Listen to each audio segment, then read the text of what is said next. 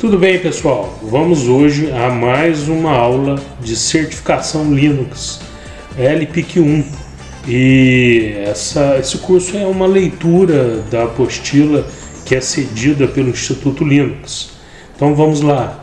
Bom, no que diz respeito à inicialização do sistema, o kernel, nós vimos nas aulas anteriores que a gente tem todo um processo onde começa lá no momento em que você liga a máquina, onde o firmware, que pode ser tanto a BIOS quanto a UEFI, eles são ligados e ali eles começam a fazer o reconhecimento da placa, de todo o sistema e já começar a separar essa informação para poder mandar para o kernel. Depois que o firmware ele fez todo esse levantamento de todos os drivers, as entradas, todos os dispositivos que existem ligados na máquina, ele vai passar essa informação para o bootloader, que pode ser o Lilo, pode ser o Grub, mais provável que seja o Grub, porque nas versões novas do Linux, o que a gente tem hoje é o Grub. O Grub ele é um bootloader, que a gente chama, e esse bootloader ele vai fazer a inicialização do sistema. Nesse caso aí, você pode inclusive colocar mais sistemas lá no bootloader, e a configuração do Grub, como a gente falou nas últimas aulas, é muito flexível e bem mais flexível do que o Lilo, que antigamente era um bootloader que inicializou junto com o Linux. Então, à medida que a gente tem hoje, você tem lá a inicialização, você tem lá o firmware, depois você tem o bootloader, depois nós temos o kernel que vai ser chamado lá pelo bootloader. E aqui começa o tema dessa aula, que é a parte de inicialização do sistema. Então, o kernel, ele é vamos dizer assim, o cerne desse sistema operacional, é o centro desse sistema operacional. E ele tem uma série de componentes que precisam ser aí acionados, e muitos desses componentes são carregados durante o processo de inicialização do sistema. E eles vão de simples scripts de shell a programas de serviços mais completos. Os scripts, eles são o Linux, ele dá essa possibilidade de que a gente possa fazer configurações aí, nessa inicialização. Que a gente possa fazer alterações, que a gente possa, como a gente viu também nas últimas aulas, ligar novos módulos, e esses módulos eles podem ser configurados. Então a gente pode também fazer muita configuração a partir dos scripts. Esses scripts, normalmente são escritos em shell, pode ser em Perl também, mas geralmente em shell. E eles são usados para executar tarefas de curta duração que são finalizadas durante o processo de inicialização. Os serviços também eles são conhecidos como daemons.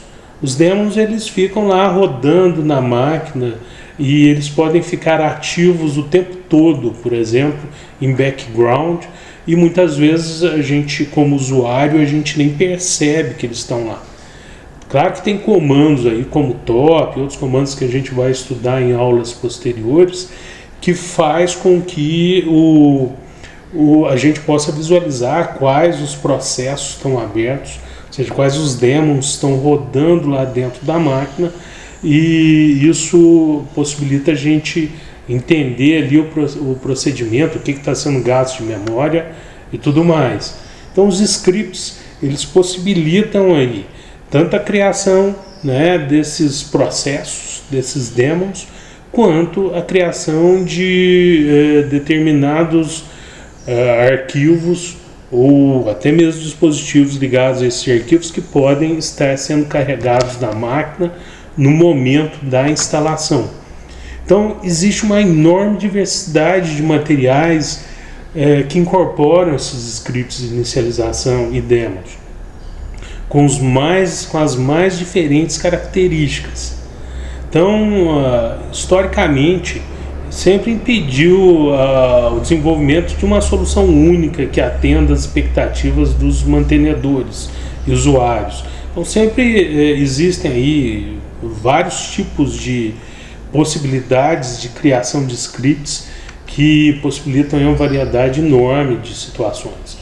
Então, qualquer ferramenta escolhida pelos mantenedores de distribuição para executar essa função será capaz de pelo menos iniciar, interromper, reiniciar o serviço de sistema.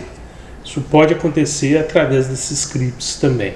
Então essas ações geralmente são executadas pelo próprio sistema. Existem lá os processos internos do sistema que vão funcionar, e também existem os scripts que nós podemos fazer e atuar aí dentro do próprio sistema.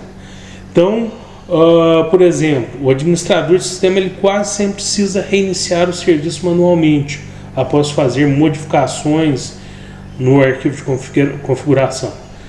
Ele, por exemplo, ele pode fazer um script para poder fazer esse processo caso ele queira.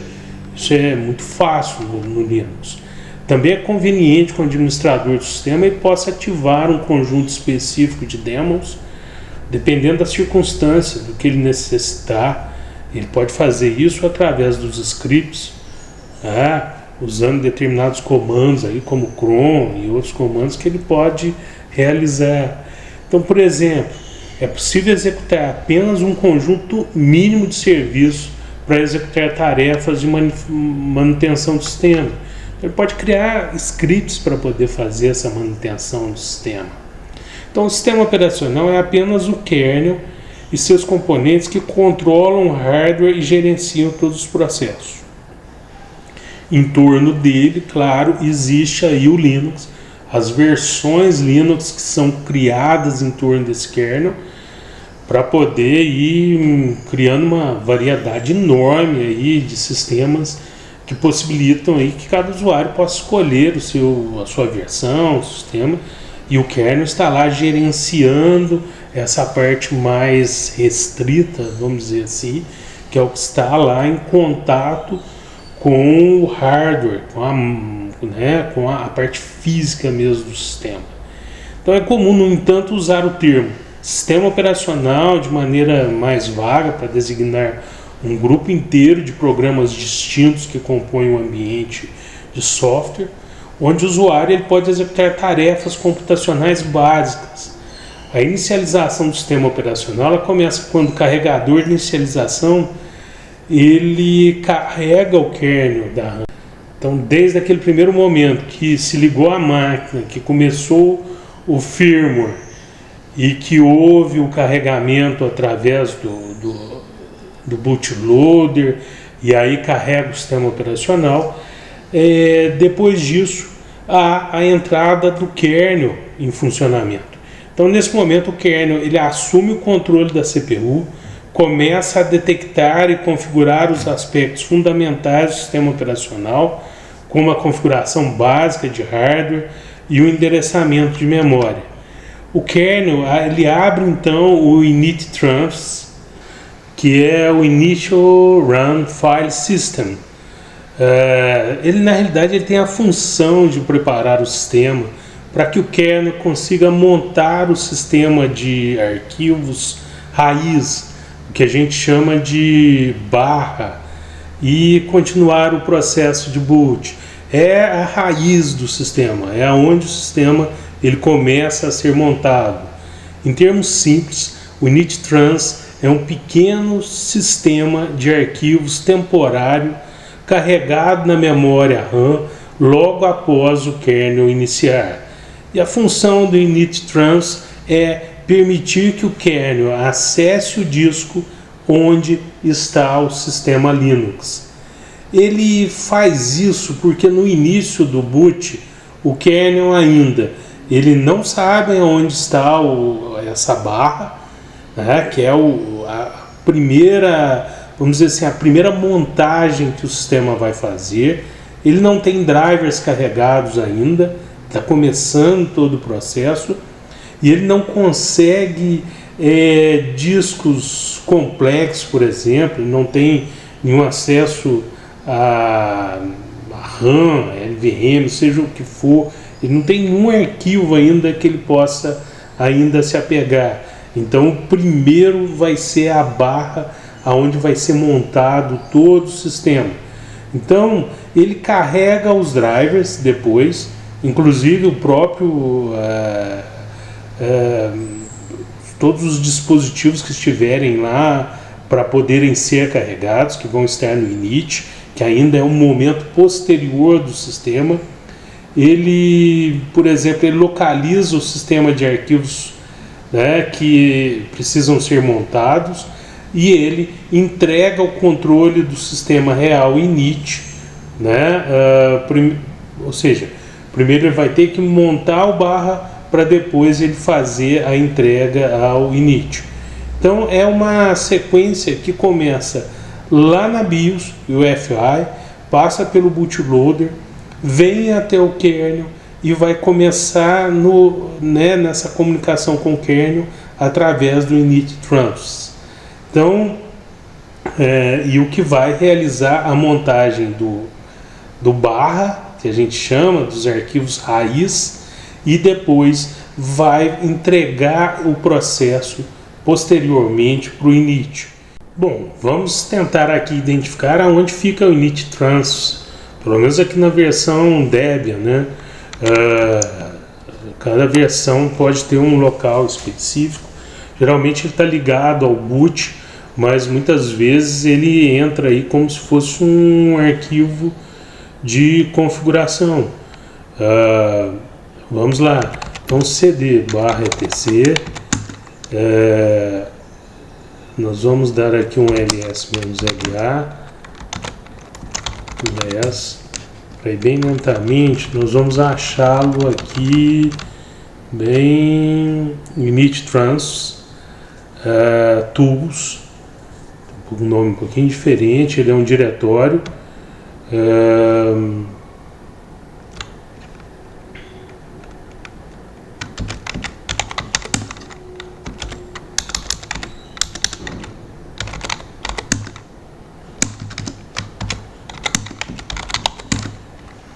vamos lá,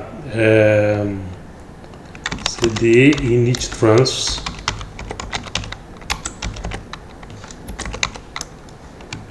faço tools,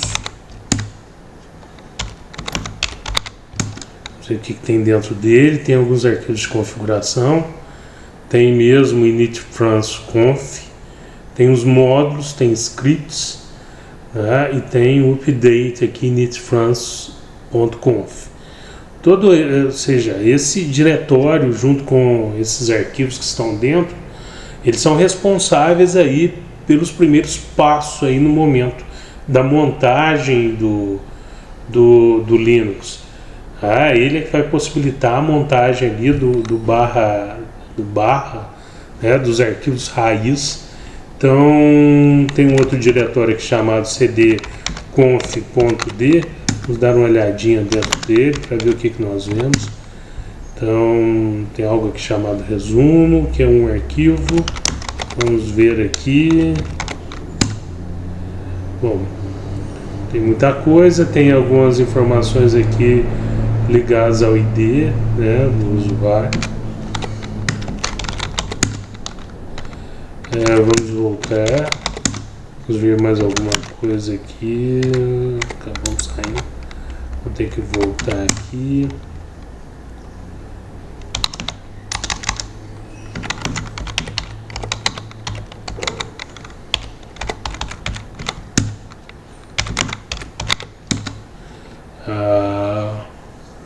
Vamos aqui a outro diretório chamado hooks.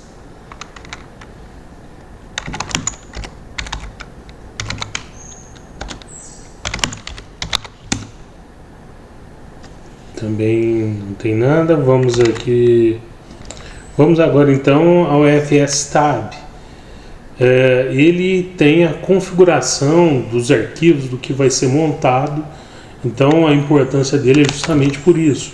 Ele também está em etc. Vamos lá, cd fstab.